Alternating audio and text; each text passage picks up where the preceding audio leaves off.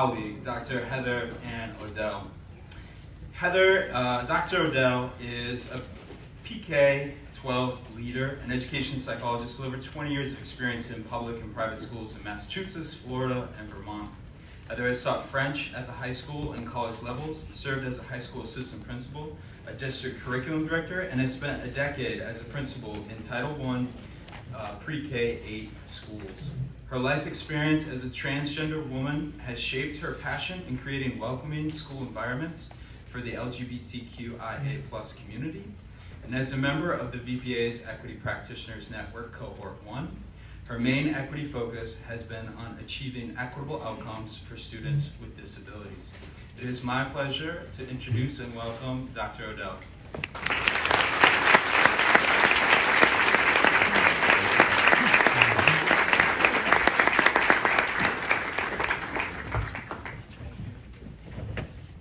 Good morning, everyone. Thank you, Mike. Thank you for your kind introduction. Can you all hear me? Yeah. All right, great. Are any of you Golden Girls fans by any chance? Okay, let's picture it. Sicily, no, I'm just kidding. Monterey, California, 1976. An adorable blonde-haired 4-year-old child, assigned male at birth, is obsessed with the superheroes Isis and Shazam. Now, Isis could command nature to fly. She could save teenagers in danger on Saturday morning television. Halloween comes around, and I asked my mother to make me the Isis costume that I so desired. My mother laughed kindly, and she made me a Shazam costume. I was not impressed. I was not amused. Why would I want a Shazam costume? I thought, I am a girl. This is my first memory of being told that I could not be who I was. Now fast forward to 1977, and I'm now obsessed with the Bionic Woman and the $6 Million Man. So I requested a Jamie Summers doll. Now she had the best accessories, as you can see. She had a townhouse, a bionic beauty salon, where you could get her bionic bits charged while she was getting her hair done. I had already tried to get the Barbie Dream Head to no avail, you know, the one where you could actually do her hair. And my mother just laughed, of course, and she bought me the $6 Million Man action figure.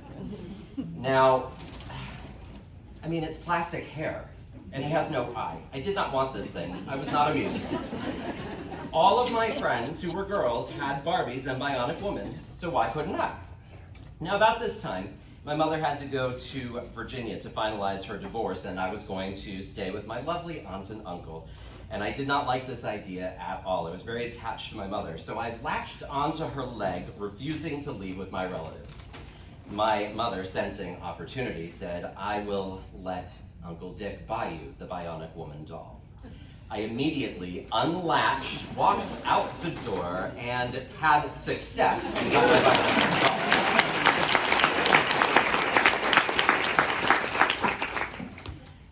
And I played with her hair for a very long time until it fell out. This is not the original.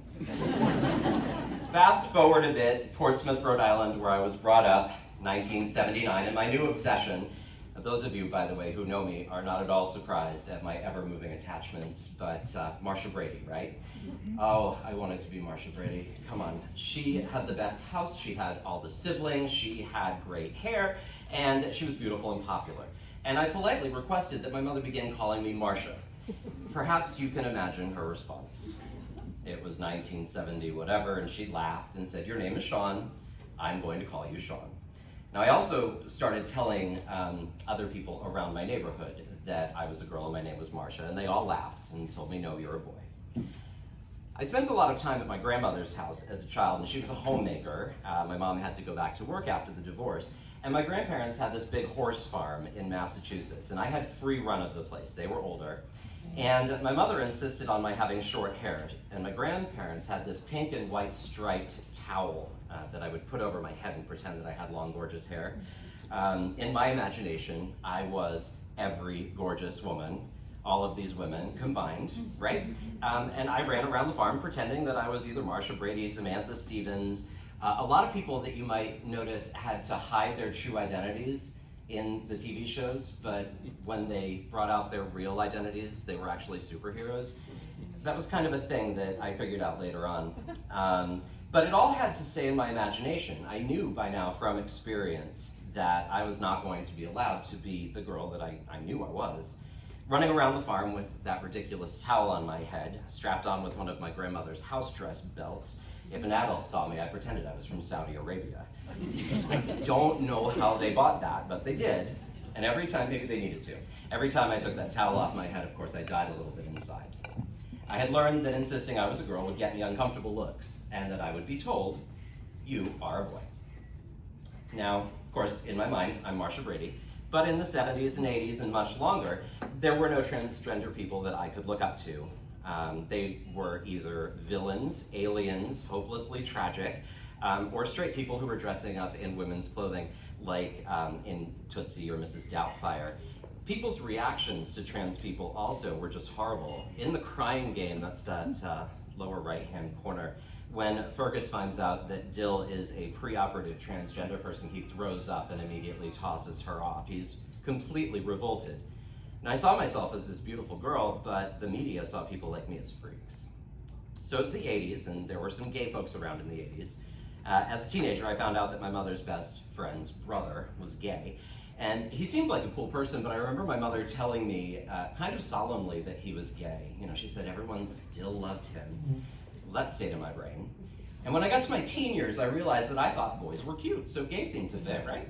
But it never really did. It's only very recently that trans folks have been represented as real human beings. And it's funny, you'll hear some people talking about how all of a sudden all these people are transgender and that was never the case before. To them it's a sort of perverse movement. But if you think about it, I couldn't be these people. I wasn't these people.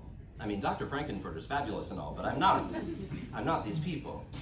The change in trans representation in just the last half decade or so has allowed us to see ourselves as human, not as caricatures.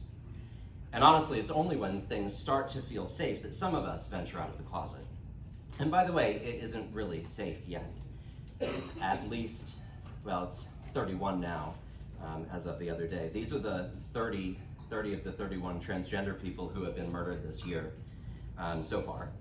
And I mean, if you look at them, they're ages 16 to 49, and 24 out of 30 of them are Black, Indigenous, Latinx, people of color. And they've all been murdered because of who they are. Now, I hate slides with words, but here's just a little bit of data. According to the Trevor Project's National Survey on LGBTQ youth mental health in 2021, 52% of all transgender and non-binary young people in the US seriously contemplated killing themselves in 2020. Half thought about killing themselves. 20% attempted it. In other words, it is better to be dead than to live with the rejection, isolation, loneliness, bullying, and being targeted by politicians and activists who are pushing anti-trans legislation. Better to be dead than to deal with that. Each episode of LGBT victimization, such as physical or verbal harassment or abuse, increases the likelihood of self-harming behavior by 2.5 times on average. And you'll notice, though, that when trans and non-binary kids feel respect, they report suicidal thoughts less often. And this includes such things as just using their correct pronouns or the names that they've chosen. And it is okay to make a mistake, by the way. I still call myself Sean half the time, right? It's just there. Most of us can tell when people are making an honest mistake, an innocent mistake. It's not a big deal. It is important to realize, however, that people die when we don't take all of these isms seriously. Racism, sexism, cis-heterosexism, I can't even say that one, classism, anti-Semitism, etc. All those who are historically disadvantaged are at risk. Now, I've been peeking my head out of the closet for the past 5 years since I moved to Vermont, but it's been just in the past year that I've begun to match my appearance to the gender I identify with. I have a few kids in my building who are either trans or exploring their gender, and knowing that they were there, I absolutely knew that they had to see me. They had to see me right now. They couldn't wait 6 months. They couldn't wait 5 years when public opinion might come around. They had to see me right now. To truly see me as a trans person who's okay and normal-ish. I had an obligation to simply be authentically me. The children I serve need to see themselves reflected positively somewhere right now. If I waited, a kid might leave my school without ever having seen a thriving trans person. So I started coming out by communicating with my superintendents, Kevin Dirth and Bill Kimball, who's here today, and they were both incredibly supportive. I then reached out to Jay and Mike, and they had my back. My friends were with me, my faculty didn't flinch when I told them, I even got some Zoom applause from them. It was really sweet. Of course, the person in the makeup had pretty much given me away by then, but whatever. One of my best friends, Shannon, was one of the first people who ever knew that I was trans. So with that support, I started coming out little by little, and then one day, I got clip-in bangs and wore a pretty flowered shirt to work. Pretty daring. This is me in the morning, sending a picture to Shannon, wondering what the reaction is going to be. Now, my nails had been done for months and months. The makeup was on, the clothes were androgynous, and the next day after I wore bangs in this outfit, my school counselor told me that a parent had contacted her concerned. She'd said no judgment, nothing but love, but it's apparent that Dr. Odell is going through a gender transition, and how do we talk to our kids? So I was a little excited and I was a little terrified by that. Part of me really wanted to tell the community to be visible, to not have to hide anymore, and part of me was really scared of pitchforks and torches. Let's be honest, these people are still around us. Part of me thought, it's 2021, can't I just be who I am without having to explain things? And then part of me knew that this is still new and most folks don't know what to say. And this was an opportunity to educate. And if anything, that's what I do. So 3 days later on a Thursday at 2 p.m., I sent a letter to my entire school community, and Mike thought that it would be useful for me to read it. So here's the letter I sent. Bear with me. Dear Fairfield Center School families, I write to you today with some very personal information. While I've been nervous to do so, I have decided that it is time to connect with you. I am transgender, and I am in the process of gender transition. As a school principal, I realize that my personal life is more visible than most folks. Your children may have noticed some of the signs: hair, nails, clothes, etc. They've been curious and kind. While I am incredibly fortunate to be part of a loving community here in Fairfield and to be living in the great state of Vermont where kindness and tolerance are shared values, the fact is that there are going to be questions. I'm very open to answering any and all appropriate questions about my transition. At the end of this email, you will find a link to some ideas for how to talk to children about gender using language and concepts appropriate for their ages. To you, my partners in education, I want to address a few potential questions. First, why now? I've been transgender my entire life. I remember knowing that I was a girl when I was 3 years old, and that knowing has never gone away. I've always hidden this truth from others. In the past 5 years, however, I have had deep conversations with people in my life who have inspired me to be more open and honest with myself and others. This spring's COVID lockdown gave me time to consider how short life is, that I'm not getting any younger, and that hiding has been harmful to my well-being. I've simply spent too much energy trying to hide. Being open will allow me to focus my energy even more fully on my vocation as a principal. Second, why go public? In an effort to get my physical self to match my emotional self, I've been on a course of medical treatment that will cause visible changes, so I want to be upfront and honest with you. Additionally, because transgender people are at risk of being mistreated in society, I need my identity documents to resemble who I am. My name changed officially on February 17th, and legally, I am now Heather Ann Odell. Next, what can we expect? I still go by Dr. Odell at school, so children won't need to change how they address me. Physically, my hair will get longer, my voice might rise, and my body shape will change. What is an appropriate question to ask? You may ask me anything that does not involve my medical history or treatment. I will certainly never discuss that with the children. What if I'm not comfortable speaking to you? You're most welcome to chat with our school counselor, our school social worker, our superintendent, or anyone with whom you have a trusting relationship. District leadership, the school board, and all school staff are aware of my transition. What if I disagree with your transition? I do understand that there are differing views of gender in our world. I would not ask anyone to espouse anything they don't believe in. I would, however, always ask folks to be kind to one another. I'm still the same person I was before, with the same love for children, and the same dedication to our community. My outside is simply matching my inside for the first time in my life. What impact will this have on our school? It is my sincere hope that this will provide an opportunity for children to practice kindness, nothing else. Will you tell the children? I feel like it's best to keep information general and allow children to make their own minds up about things. I don't currently have plans to formally discuss my transition with the children. Teachers and school staff have been provided with resources about how to answer questions should they arise. But here are a few ideas that other trans school leaders have shared that you or I could use if children ask questions. There are all kinds of ways to be in the world, and being transgender is one of those ways. Some people who are born as boys don't ever feel like boys, and some people who are born as girls don't ever feel like girls. These people might be transgender. Transgender people might decide to become the person they feel they are. They may change their names, the way they look, or the way they dress. Dr. Odell might look a little different and sound different, but her heart is the same and she'll be there for you in the school no matter what. This is big stuff, and I'll do my best to learn alongside you. No matter what, Fairfield Center School is an awesome place to be and learn. And finally, we all deserve the right to live open, authentic lives. Dr. Odell has this right, and so do you. 4 years ago, you welcomed me into the Fairfield family, and I consider myself extremely fortunate to be here. Your constant support and love have been a source of strength and great joy in my life, and I am so appreciative. I hope that now that you know me better, this will not change. While I am growing, my commitment to you, your children, and our amazing school never wavers. The response was immediate. In Carline, 45 minutes later, and positive.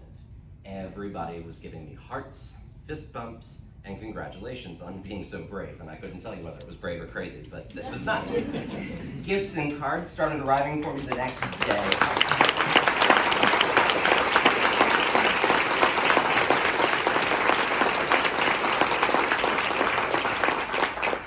It's just a privilege to be in a community that is so accepting, and frankly, it could have gone either way. I can't tell you what impact this will have on the trans and gender questioning students in the building, but at least I know that they are represented in their community and they can perhaps see themselves in me. Maybe they can see a future. And representation is a huge part of safety, acceptance, and freedom. And representation is not just important in my LGBTQ community, it's vital for all who are not part of the European cisgender heterosexual picture of our nation that so many of us grew up learning. If you'll indulge my reading to you again for just a quick moment, Principal Baruti Kafele. He is a well-known speaker on school leadership, and he's been really thinking about representation and the critical race theory fear-mongering that's going on these days. So I'd like to read you a paragraph from his blog post this past month. I asked him for permission to do this, and he granted it. After spending 5 years in high school, while attending 4 different schools and doing absolutely nothing academically, and finally graduating with a 1.5 GPA, I attended a junior college for the next 5 years as a full-time unemployed student and never graduated. I had a comparable GPA with zero ambition for my life. In an effort to do something with my life, I enrolled in a 4-year university in my home state of New Jersey, maintained a 4.0 for most of my tenure there, and graduated summa cum laude. How so? On the first day of classes, I stumbled on African American history. This did not occur in classes. It happened in the campus library. I stumbled on a book about the parallels of the lives of Malcolm X and Dr. Martin Luther King Jr., and this occurrence changed my life forever. The one book led to another and another and another, and I became a voracious reader of African American history with an insatiable appetite for more and more. As I read, I was simultaneously fascinated and angry throughout that initial year and for decades after. Fascinated because I never knew that as an African American I had a history that was so vast, replete with joy and pain, but angry because I never learned not even a modicum of this in the classroom from K to 12. I discovered through all of this reading that Black people in America had overcome tremendous odds, some of the most overwhelming odds known to humans over the past 400 years. I was angry. I needed to know why the truth and fullness of the American story was never taught to me in a classroom. To date, I've never taken a Black Studies course, but I built a personal library that I'm most proud of. The question again is, why was I never told? Learning this history literally made me feel invincible.